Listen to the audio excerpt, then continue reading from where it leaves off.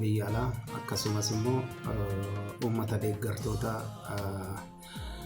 adda bilisummaa Oromoo hundeeffama waggaa 50ffaasaa baga hundi keessaniyyuu geessanii akka saba Oromoottis baga geenye jechuun barbaada. Baga hundeeffama waggaa 50ffaa adda bilisummaa Oromoo nagaadhaanis hingee baga geessan baga geenye jenna uummata Oromoo bal'aatii fi egaa adda bilisummaa Oromoo waggaa 50 guuteetti kan inni jiru waggoota 50 kana keessatti adeemsa hedduu daandiiwwan dheeraa waan hindi mamne hedduu deemee waggaa 50ffaasaa kabajaati kan adda bilisummaa Oromoo jiru waggoota 50 kana guutuu kanneen jiraatan kanneen aga ammaa taarsaa waliin kaffalaa jiran jaallan qaqaaleen kanneen lubbuutti dhabanis kanneen lafee itti cabanis kanneen qaama itti irratanis kanneen qalbii itti dhabanis hedduutu jiru isaan hundumaaf galanni keenya guddaadha har'a adda bilisummaa Oromoo waggaa 50 guuteeti kan inni jiru adoolessa tokko kabajamu waggaa 50ffaasaati egaa waggaa 50 jechuun walakkaa jaarraa tokkooti jechuudha dhaabni kun dhaaba guddaa dhaaba uummanni Oromoo ittiin sosochii siyaasaa maal akka ta'e itti beekee dadammaqiinsi siyaasaa maal akka fakkaatu dhaaba keessatti argee irraa barateedha. Baga guyyaa kabajaa hundeeffama dhaaba adda bilisummaa Oromoo waggaa 50ffaa isin ga'e nu ga'e. Guyyaan kun Oromoo biratti guyyaa seena qabeessa, guyyaa ulfina qabeessa, guyyaa itti Oromoon of argate, guyyaa itti Oromoon ibsaa dukkana keessaa argatedha. Guyyaan kun Oromoo biratti guyyaa akka salphaatti ilaalamu miti. Lukataa Oromiyaa muraadi mama Sahara wala bumaduka mul'isa bilisummaa haqa jecha Oromoo taasii qofa wala bumaatti yatiin madaga jecha bu'aan qabsoo bilisummaa Oromoo keessatti keessumaa dhaabni adda bilisummaa Oromoo uummata Oromoof uummata cunqurfamoo biyya sanaaf fide inni guddaan uummanni mirga isaa baree hubatee sirna cunqursaan isarra jiru suni naaf hin malu jedhee jedhee didee akka inni ka'u goosisuu keessatti qooda olaanaa qaba kuni poozitiividha jechuudha. Uummanni Oromoo hudduu duuba deebinee waggaa 50 dura yoo ilaalle uummata dhugaa walitti mun bareedaadha. Uummata akka uummataatti dhuunfaarraa kaasee akka sabaatti maqaa isaa isa ganamaa Oromootiin illee yeroo uf waamuun yeella'ee afaan isaatiin haasa'uun yeella'ee haasa'uudhaaf illee carraa dhabee akka animals isa jedhan sana yookaan akka saawwaa yookaan akka bineentii yookaan immoo akka saba uummata hin taanetti akka nama hin taanetti yeroo uf waamaa ture keessattidha. Qabsoon kun yookaan dhaabni kun kan bu'uureffame jechuudha gaaffii Oromoo qabatee. Qubeellee kalaqee akka nuun of barru akka eenyummaa ofii barru kan na godhe kan nu taasise abaawoodha jedhee namanaa waan dhugaadhasi. Dhaabni adda bilisummaa Oromoo turtiilee waggaa 50 lakkoofsiseera ni beekna. Egaa turtii waggaa 50 keessatti abaawoon bu'aa buuseera moo hin buusne? Abaawoon bu'aa buuseera. Bu'aa kan buusuttuu bu'aa gurguddaa buuse. Gama siyaasaan, hawaasummaadhaan, akkasuma eenyummaadhaan adda bilisummaa Oromoo bu'aalee gurguddaa uummata kanaaf buusuu danda'eera. Gama siyaasaan erga sirni gadaa sirna mootiin dhaalame kaase sirni siyaasaa maqaa Oromoon gurmaa'ee dhaabbate inni jalqabaa abaawoodha. Biyya sirna mootii jalatti daangaan ishee sararamte jalatti sirni siyaasaa yeroo jalqabaadhaaf sirna apartaayidii morme abaawoodha jechuudha. Abaawoon hojii boonsaa hojii gatii jabeessa ta'e uummata kanaaf kallattii maraan buusuu danda'eera. Kana asenuu ragaadha. Keessumaa sirni barreeffama afaan Oromoo akkasumas immoo tokkummaan Oromoo eenyummaan Oromoo sabboonummaan Oromoo karaa inni ittiin dagaagee adda bilisummaa Oromoodha. Bu'aan abaawoon uummata Oromoo buuse gama eenyummaatiin gama afaaniitiin bu'aan ni buuse baay'ee hedduudha. Kana keessaati qubeen biyya kana keessatti afaan Oromootiin akka baratamu kan taasise keessaa inni adda duraatti kan waamamu habaa'oodha. Itti aansee immoo afaanuma keenyaan iyyuu afaan kun afaan hojii akka ta'uu fi afaan kanaan itti dubbannee akka daangaatti ceenu kan taasise keessaa kan sirriitti itti falme habaa'oodha. Bu'aan habaa'oon buuse kana jedhamee kan lakkaa'amuuti miti lakkaa'uus hin danda'u jechuudha. Uummanni Oromoo akka uummataatti individualsiin akka dhuunfaatti Oromoo ta'uusaa akka inni uf baree isa sanatti akka inni boonee gaaffii isaaf malummoo akka inni sirnaan kaasu ka taasise keessatti tokkoof tokko duwwaadha jechuudha adda bilisummaa Oromoo. Inni kun bu'aa isa guddaa Oromoon conscious ta'ee self awareness isaa hubatee aadaasaa, afaansaa, namummaasaa, qabeenyasaaf akka inni falmatu, akka inni ka'ee wal qabatee dhaabbatee noo jedhu gochuu keessatti adda bilisummaa Oromoo qooda tokkoof tokko olaanaa taphatee jechuudha. Abaa'oon akkuma Dr. Gammachuu jiru ilman duunet Oromoof dhalatee jechuudha. Gaafan akkasiin jedhu abaa'oo jechuun wanta baduu hin dandeenye sanimmoo waan Oromummaa kiyya nu barsiisan irraan kan sababa ta'ee fi Oromummaa amma nuti gaafa Oromoo taane jirutti Oromummaan tasuma baduu hin danda'u jechuudha. Kanaaf abaa'oon dhiigni itti cabee lafeen itti cabee dhugaadhaan faajjii dhugaatii waan mirkanaa'ee fi abaa'oon wanta baduu hin dandeenye amma Oromoof Oromummaan jirutti waan jiraachuu danda'u dhaabaa ol akka ayyaantummaatti nuti kan ilaallu jechuudha.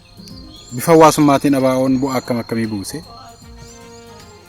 Bu'aalee gurguddaa buuseera. Kan uummata Oromoo wal jala yaase akka Oromoon kutaa waliin qoonne lagaan, gosaan, loqodaan, karraan, balbalaan akka uummanni Oromoo waliin qoonne kan godhe abaa'oodha. Itayyaatti uummanni Oromoo amantaan osoo waliin qoodiin waliin qalee waliin nyaateera. Shinniggaatti osoo amantaan waliin qoodiin waliin wareegameera. Dirree lixaatti deemanii dirree bahaatti, dirree bahaatti deemanii dirree lixaatti, dirree kibbaatti deemanii dirree kaabaatti, dirree kaabaatti deemanii dirree lixaatti Oromoof Oromiyaaf jecha wareegamuudha jechuudha. Finfinneen handhuura keenya, handhuura ciniinamne jechuudhaan Oromoon golee Oromiyaa keessa jiru marti sagalee tokkoon waliif dhaga'ee waliif owwaatee yeroo wal fakkaataatti duula hatattamaa gaggeesseera. Inni kun bu'aa hawaasummaa abaa'oon turtiilee ganna 50 keessatti argamsiise keessaa isa xiqqoo fi muraasa jechuudha. Ana dhuunfaa kiyyaatiif immoo adda bilisummaa Oromoo daawwitiidha. Cichoominni isaa akkasuma tarsiimoon isaa eenyummaan inni dabarse adeemsi inni itti jiraatu wantoonni inni dabarse hundumtuu ana mucaa wallaalaa kanaatiif ammoo abbaadha. Kun immoo anaaf jireenyadha. Jireenya sana achi keessatti barree, daandii achi keessatti barree, cichoomni achi keessatti barree, achi keessatti waa hunda arginee jirra.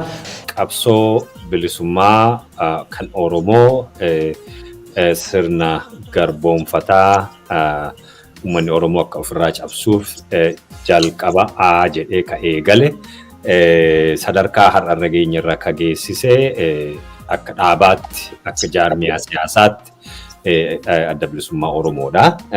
Kanaaf adda bilisummaa Oromoo egaa gaafa ganama gaaffii mirgaa gaaffii sabaa garbummaa jalatti kufee hiitamaa ture eenyummaansaa aadaansaa jiruuf jireenyisaa waliigala sarbamaa irraa fudhatamee akka ciisenyaa jedhu yeroo sanaa akkasitti yeroo mootummoota habashootaa yeroo inni tajaajilaa turetti sunii uummata Oromoof hin malu uummanni Oromoo mirga isaa kabachiifachuu qaba jedhanii gaaffii mirgaa gaaffii bilisummaa qabatanii uummata Oromoo walitti fidanii akka dhaabaatti ijaaramee adda bilisummaa Oromoo qabsoo Oromoo sadarkaa irra geenye nu geessiseera jechuudha. Jijjiiramoota inni waggoota 50 asitti fide inni guddaan ABO'n qeerroo dhale. Qeerroo har'a tokkummaadhaan dhaloota diduu danda'u, dhaloota garbummaaf tolan jenna, dhaloota mataa garbummaadhaaf mataa gadi qabanne dhalee jechuudha. Fakkeenya asii fudhachuu danda'a. Hayyoonni Oromoo kanneen akka Tasfaa'uun Camadaafaa qeerroo bilisummaa Oromoo gaafa hundeessan nuti immoo qeerroon Oromoo qeerroo bilisummaa Oromoo jala hiriiree warreen jiru kun kan inni ittiin dhalachuu danda'e gocha ABO'tiin qabsoo ABO'tiinidha jechuudha. Dhaloota diduu danda'u, dhaloota eenyummaa isaa beekuu danda'u, dhaloota of baruu danda'u, dhaloota falmachuu danda'u, dhaloota mirgaasaa fi saba isaaf falmachuu danda'u oomisheera. Qabsoo guddaan kana jaalan jiru jechuudha. Dhaabni adda bilisummaa Oromoo hojii boonsaaf hojii itti baay'ee milkaa'e daran itti milkaa'e keessaa hojii bu'a qabeessa gama eenyummaatiin inni hojjetedha. Egaa waggoottan 50 adda bilisummaa Oromoo dabarse kana keessatti namni taa'ee dubbise, namni seenaa arge, namni waa hunda qalbeeffatu waa hedduu hubachuu barachuu danda'a. Jijjiirama siyaasaa amma biyyattiin kun keessummeessaa jirtu keessatti ga'ee fi shoorri adda bilisummaa Oromoo baate hiriyaa hin qabu. Keessumaa qabsoon adda bilisummaa Oromoo geggeessaatii ture qabsoo uummanni Oromoo haala adda addaatiin sadarkaa garaa garaatiin faffaca'ee adda addatti geggeessaa ture mataasaa walitti qabuudhaan hirichuudhaan gaaffiin uummataa akka qindaa'ee toora godhatee akeeka qabaatu gochuu keessatti waan hedduudha kan inni raawwate. Sana keessatti ammoo qabsoon dhuunfaan geggeeffamu eessayyuu akka nama hin geessisne akeekawwan yookaan tarsiimawwan garaagaraa baasuudhaan akka namni hunduu jala hiriiru akka namni hunduu jalatti bule mirga isaa gaafatu mirga abbaa biyyummaa isaatii mirga eenyummaa isaatii mirga namummaa isaatii mirga isaa beekee beeksisuu keessatti uummanni Oromoo akka namaatti akka sabaatti akka hundeedhaan gadi dhaabatu biyyattii kana keessatti akka nama tokkootti akka hiree saba tokkootti hiree mataa isaa akka qabaatu barsiisuu fi leenjisuu keessatti gahee guddaa baate.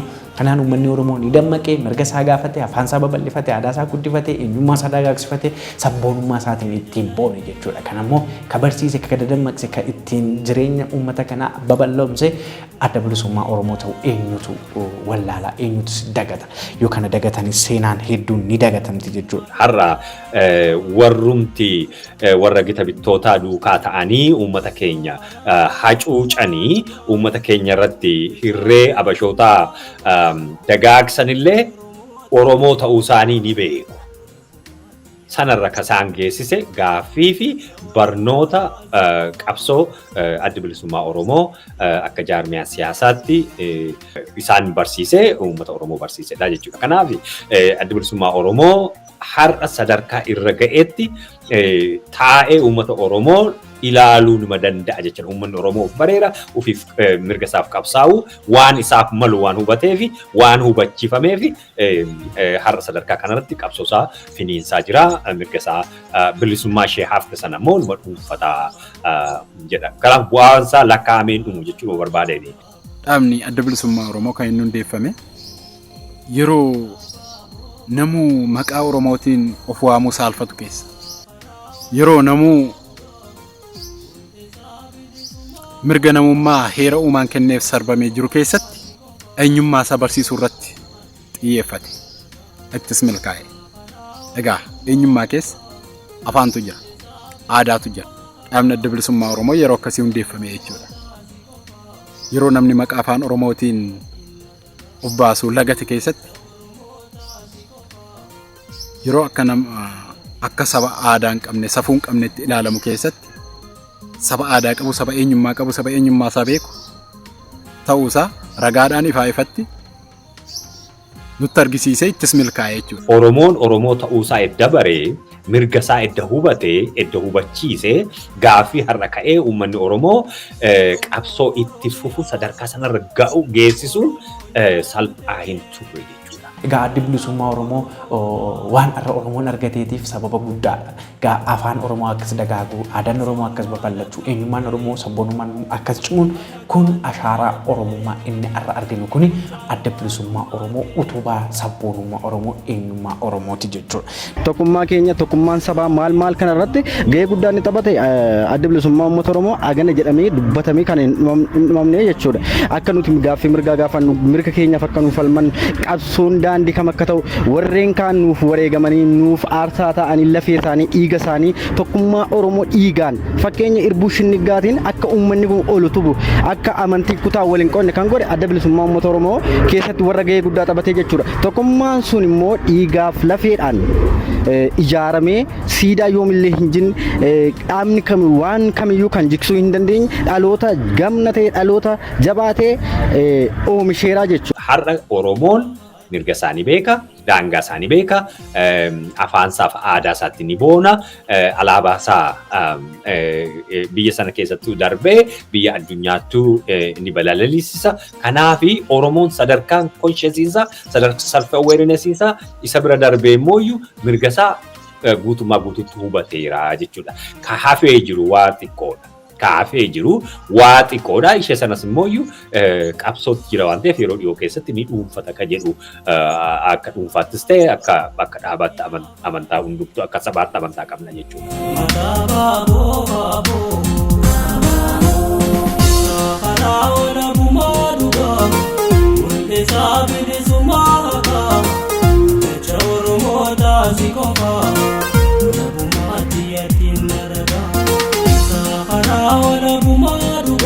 Gadan qawan waggoota 50 kan adda bilisummaa Oromoo mudatan maal faadha yoo jenne yaadne wantoota garaagaraa kaasuu dandeenya. Adda bilisummaa Oromoo rakkoowwan adda addaa mudatee keessa darbe waa hedduu kaasuu dandeenya. Gammoojjii Soomaaliyaa keessatti irbuu shinnigaa jennee guyyaa gootota Oromoo ebilli 15 guyyaa adda bilisummaa Oromoof guyyaa addaan qormaata ture. Suni garuu tokkummaa Oromoof lafee dhiiga itti cabee ta'ee jira. Kanaaf gaafa kana jennu mataan dhaabichaa hooggantoonni dhaabichaa hayyuu duree dabalatee wayita wareegamanitti dhaabichi garuu eenyummaa isaa lafee itti dhabaniif yookaan immoo jireenya hawaasaa keessa gadi seenee waan jiruuf osoo danqaan tokkollee kan muraafamni hedduun isaa mudateen deebi'ee dhaaba itti fufiinsaa argateedha jechuudha. Kun egaa dhaabichi agam cichoomina qaba, agam kutannoo qaba, agam sammuu namaa keessa galee jira isa jedhuuf bu'aa guddaa argamsiisuu danda'eeti jira jechuudha. Kun ammoo dhaabolee biraafis fakkeenya guddaadha. Akkasumas immoo jireenya dhuunfaa namaaf illee fakkeenya guddaadha. Keessumatti ammoo harca'uu keessaa ba'uu itti deebi'uu rakkoowwan garaagaraa lootee seentuuwwan garaagaraa garlameewwan adda addaa wayita seenanitti dhaabichi cichoominaan mirga hiree murteeffannaa Oromoo, mirga afaan Oromoo, mirga eenyummaa Oromoo, mirga sabboonummaa Oromoof gadi jabeessee hundeedhaan falmaa ture jechuudha. Gara biraa rakkoolee abaawoon amma yoonaatti isa qunnamee maal keessa darbee akka adda nagahee hundumti keenya iyyuu ni beekna. Keessumaa qabsaa'onni yookiin immoo hooggantoonni adda bilisummaa Oromoo Shinnigaatti dhuman dhugaa dubbachuudhaa fi qabsoon kun yeroo sana duubatti deebi'ee jedhamee ture. Garuu qabsoon abaawoon jalqabee uummata isaa keessatti, saba isaa keessatti hundaa'e waan ta'eef, hundee isaa gadi dhaabbate waan ta'eef achumaan hin hafne. Kana yeroo jedhu qabsaa'ota Oromoo yookiin immoo hooggantoota adda bilisummaa Oromoo Shinnigaatti dhuman yaadachaa ta'uu barbaachisa. Otoo isaanii yaadannu waggaa 50 kana immoo kabajuun keenya dirqama ta'a jechuudha. Danqaaleen irratti mudatan akkuma jabina isaati dhugaa dubbachuu fi akkuma jabina isaatti shiroonni garaagaraa yeroo baay'ee wantoonni dhaaba kana mudatan abaa'oo mudatan danqaaleen isa mudatan shira jechuudha. Shira sana immoo karaa inni ittiin cabsee keessa darbe gamnummaa fi jabina qabuutiin shirri yeroo hundumaa milkaa'uu baatus uummanni akka jibbu uummanni dhaaba isaaf qabsaa'u kanatti akka diina ta'utti akka waan fiilmiin meeqa dookimentariin meeqa irratti qophaa'ee uummata kanarraa baasu uummata kana sammuu dadhabsiisuu qabsaa'ota hidhuu dararuu miidhuu sana kan shiroonni kan irratti daragaman iyyuu addunyaarri ammuma mataadhaan jabaataa deema akkuma jedhamu dhaloonni har'aa kun immoo akka itti falmatu kan godhe shiruma sana shirri sun iyyuu jabeessee dhaabee danqaaleen sun akka hundumti mudatu iyyuu immoo injifannoon sun irratti argame jabinadha jechuudha. Daandii sanarra deemne riqicha sanarraan arra ga'ame malee ammana jedhame namni ittiin du'in namni ittiin qalame namni dhiigaan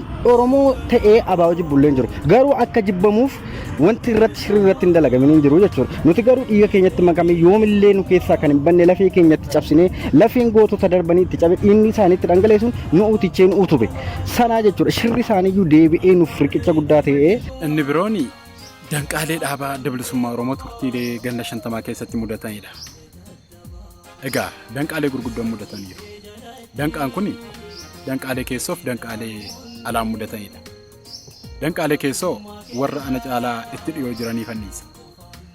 Danqaaleen alaa garuu hedduu tarreessuu dandeenya. Ammaaf yeroo waan nu hin geenyeef danqaalee gurguddoo warreen jedhaman, danqaalee bara chaartiraa isa mudatan, danqaalee biyyoota akka Keeniyaa, Sudaan, Eertiraa, Jibuutii fa'aa hanga kanaatti isa mudatan muraasa yoo tuqnee bira dabarre gaariidha. Barba ijaarame kaasee warra gurguddoo adda bilisummaa Oromoo akka dhaabaatti challenge godhan akka qabsoo Oromoottis challenge godhan keessaa yeroo hooggantoonni isaa bakka tokkotti dhuman inni tokko jechuudha. Etoo adda bilisummaa Oromoo miti ta'e irra deebi'aa dhaabni kamuu yeroo sana wareegama hooggantoota isaarraa ga'e sanarraa dandamatee deebi'ee ijaaramuu hin danda'u ture. Maaliif bakka tokkottidha hooggantoonni isaa guutummaa guutuutti kan isaan wareegamanii jechuudha. Isa kana xiiqiitti fudhataniiti warri hafanii adda bilisummaa Oromoo itti fufsiisanii qabsoo Oromoo itti fufsiisanii jechuudha. Adda bilisummaa Oromoo ka jabaa goosisu keessaa tokko jechuudha. Inni kun chaalenjii guddaa ture. Rakkooleen abaaboo mudatanii hedduudha. Rakkoo keessoo fi rakkoo alaa jennee addaan baasuu hin dandeenya.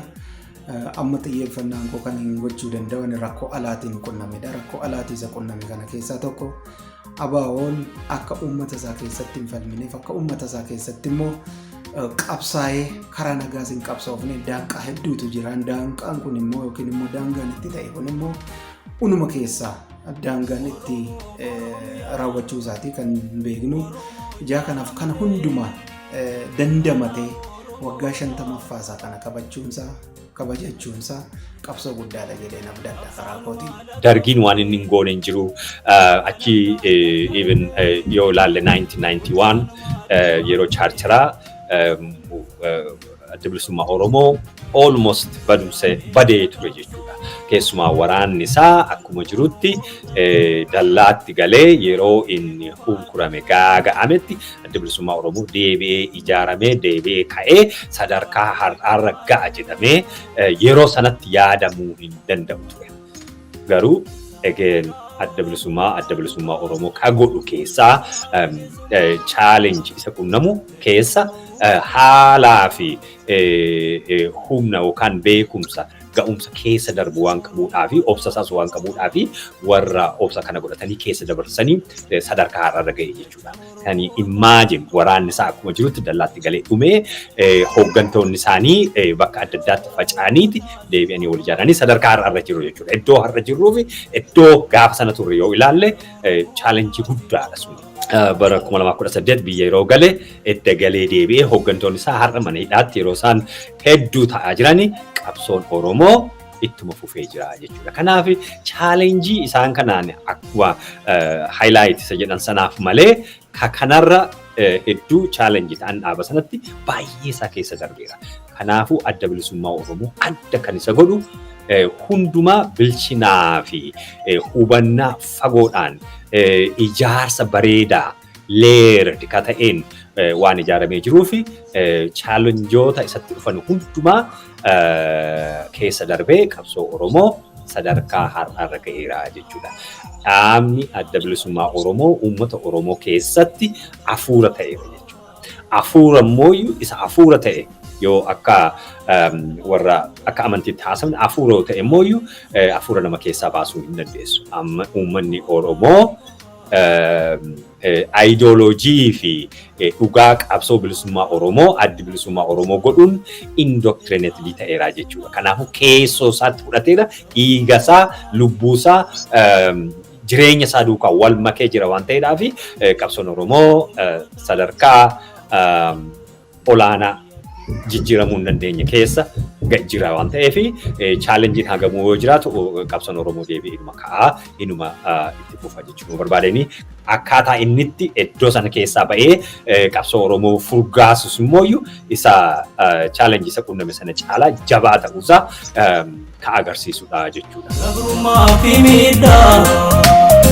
jaarraa tokkoof ture idaan fonkolchite gogamaa qelee itti gabrummaati qabsoon si biqilee dhiiga goototaatiin miseensi tolee kan Oromoota fonkolchaa gabrummaa Lukata Oromiyaa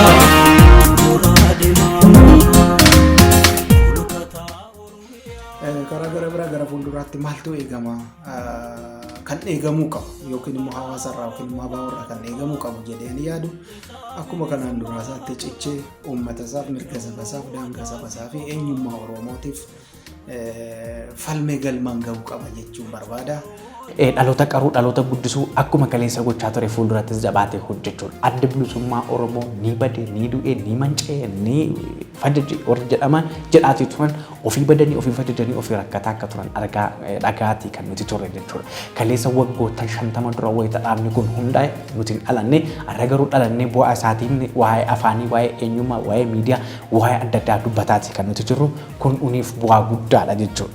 Keessumaa dhaaba cichoominaan tarsiimoon siyaasa ammayyaa qawwee maal fakkaatti ka siyaasa gama dimokiraasii maal fakkaata jechuun uummaticha leenjisee itti seensedha kun ammoo bu'aa guddaa humna guddaa dhaaba fiduu danda'edha jechuudha. Gara fuula duraatti abaa'oo irraa wanti eegamu yoo jiraate akka dhaaba muuxannoo bara dheeraa qabuu fi siyaasa gaanfa Afrikaa kana cuunfee beekutti raafama siyaasa biyya kanarra darbee hanga galaana diimaatti jiru kana hundeen isaa bareechee waan beekuuf paartilee michootaa waliin ta'uudhaan morkattoota illee yoo ta'e waliin sirna egeree biyya kanaa fi qaxana biyya kanaa fala waan ta'u godhee akka dhaaba tokkotti gahee isarraa eegamu yoo caalaatti bahate gaariidhaan jedha. Biyyi kun biyya hiree murteeffannaa sabootaa fi sablammootaa akka fudhattu yoo fudhachuu baatte illee siyaasa hunda hirmaachisuu fi walqixxummaa sabaaf sablammiitti amanu akka diriirsituu dhiibbaa biyya kana irratti gaggeessudha. Dhaloota kana dhaloota barnoota ammayyaa baratanii bulchiinsa siyaasaa hanqatan dabballummaadhaan biyya ambaas ta'e biyya keessaan gaggeessummaaf of qopheessuun egaa ilaalcha galma yaadametti biyyattii kana ni geessadhee yaada. Uummanni immoo adda bilisummaa Oromoo irraa cichoomina isaa barachuu akkasumas immoo abdii egeree isaa eeguu dhaabicha kunuunfachuu eenyummaa dhaabichaa tikfachuudha kan inni qabu. Hundi walqixa hubachuu dhiisuu ni mala. Hundi walqixa beekuu dhiisuu ni mala. Hundi walqixa fedhaa fi kaayyoo qabsoo tokkoo fedhaa fi faayidaa dhuunfaa isaa fuuldura kaawwachuu irratti addummaa ni qabaata jechuudha. Kanaafi uummanni Oromoo dhaaba siyaasa isaa haga kana wareegama itti kaffalee qabsoosaa sadarkaa adda addaa keessa dabarsee sadarkaa amma irra geenyerru geessise kana dhaggeeffachuu fi isa sana jala yaa'uu amaleeffachuutu sarra jiraata. Uummata irraa immoo kan eegamu uummanni keenya akkuma kanaan dura uummata keessatti hundee qaba waan ta'eef uummata keessattis hundaa'ee golli isaas manni isaas uummata waan ta'eef uummanni kunis immoo akkuma kanaan dura kunuunsee kabajee ofitti qabee waan hundumaatiin bira dhaabbachuu qaban jedha. Ulfaadhaa galatoomaa. Amaleeffachuu dhabuu keenya malee etoo waan adda bilisummaa Oromoo akka dhaaba siyaasaatti uummata isaa fi namoota Oromoo individuaalsotatti himutti etoo akkanatti wal qabannee isa kana jala yaanee fudhannee duukaa hiriirra ta'ee biyyi keenya har'a Oromiyaan biyya ta'uuf falmuu miti yoon kana biyya guddinaan giddu galeessa taate tokko taatee jirti jedhee amantaa qabaani. Sana gochuu dhabuun keenya baay'ee nu miidhee wareegama baay'ee nu kaffalchiisa ammallee nu kaffalchiisaa jira jechuudha. Uummata irraa maaltu eegama? Egaa uummanni kun waan itti gurguran hunda bitachuurraa waan isaaf ta'u waan dhaloota isaa ceesisu waan keessatti of argu waan sirna eenyummaan hawaasummaan akkasumallee diinagdeedhaan imaammataan isa ijaaruu danda'u utubuu irratti osoo xiyyeeffate gaariidhaan jedha. Ulfaadhaa na of kolchaa ayyaana gaarii. Aangoo siyaasaa qabaachuun biyya tokkoof bu'aa inni buusuu fi faayidaa inni fidu hagana hubannee hin jiru. Har'a yoo ilaalte namni tokko akka dhuunfaatti kan inni ilaalu waan har'a argatu malee Oromiyaan yoo ijaaramtee abbaa biyyummaa ishee mirkaneeffatte waan amma argate kana caalaa argachuuf akka jiru yaaduu hin danda'u jechuudha. Waan amma argate kana akka waan dhabuufaatti kan yaadutu jira.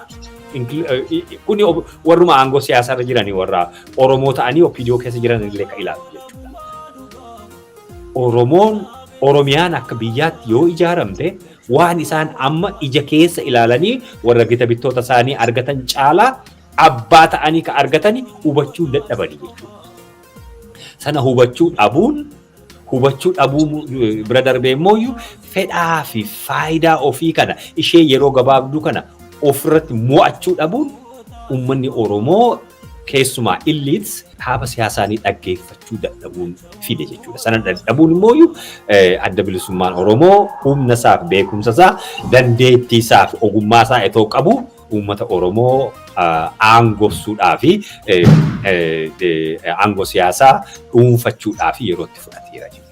Egaa gama biraatiin abaa'oo jechuun anaaf warqee jechuudha. Warqeen abiddaan gubata. Ammas abiddaan gubate warqummaan isaa mirkana. Adda bilisummaa Oromoo rakkoowwan garagaraan qormaatawwan garagaraan dadhabiinsa adda addaatiin akka warqeetti abiddaan qoramaa ture. Abidda qabsootiin abidda eenyuyyuu qoramuu hin dandeenye qoramee keessa darbe anaaf adda bilisummaa Oromoo jechuun warqee jechuudha. Awwaala bumaa dhugaa mul'isaa bilisummaa haqaa. Jecha Oromoo taasii qofaa lola bumaatti yattiin madagaa. Jecha Oromoo taasii qofaa lola bumaatti yattiin madagaa.